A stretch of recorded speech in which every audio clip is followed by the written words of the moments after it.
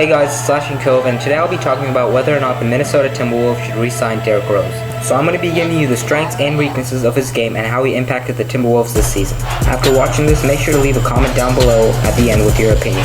So let's get started. Derrick Rose has a special ability that not everyone in the league has, the ability to control the team's offense. What I mean by this is that you aren't going to see him rushing things or trying to force anything.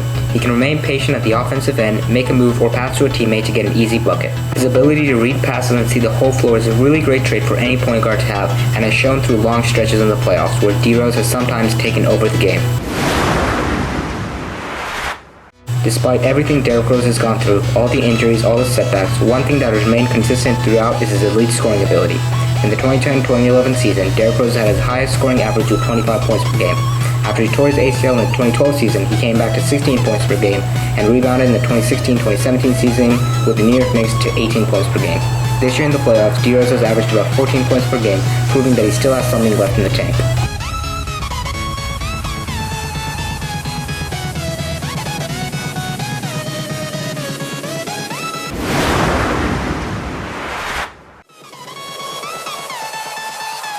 With such a young team like the Minnesota Timberwolves, they need an experienced veteran. What better match than a combination with head coach Tom Thibodeau and Derrick Rose? A veteran can provide many things to young developing players like Karl-Anthony Towns and Andrew Wiggins that won't appear on the stat sheet. Someone with playoff experience like Derrick Rose can be extremely beneficial to the Timberwolves and their young core. Now let's move on to the weaknesses. Derrick Rose has shown in times that he lacks the ability to play quality defense. It's not meme-worthy like James Harden, but it's not particularly good either. Now, he does get bluffed from time to time, but he also makes mistakes from time to time, just leaving his man open, not watching cutters, and going under a screen instead of over, and vice versa.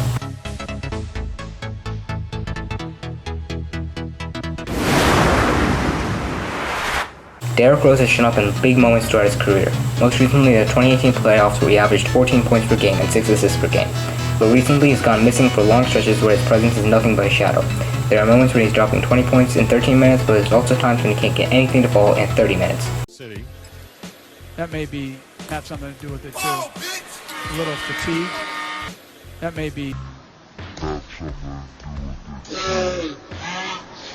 little fatigue. His lack of offensive and defensive consistency may be a strong push factor for the Timberwolves. And the one thing everyone knows him for, durability, or should I say lack thereof, specifically all the injuries.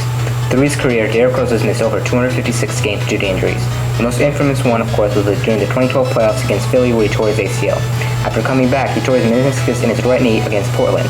After missing 76 games due to his meniscus tear, Derrick Rose having a great year in New York with Carmelo Anthony and Kristaps Porzingis, but the Knicks announced to have missed 20 games with another meniscus surgery.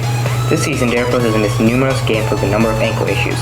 Derrick Rose's injuries could be a deal breaker for any team looking to sign him in the free agency. So that concludes all the points I wanted to talk regarding the Timberwolves and Derrick Rose. And now I want to know your opinion. Leave a comment down below with your take on the topic of whether or not the Timberwolves should re-sign Derrick Rose. Thanks for watching and leave a subscribe for more content coming soon.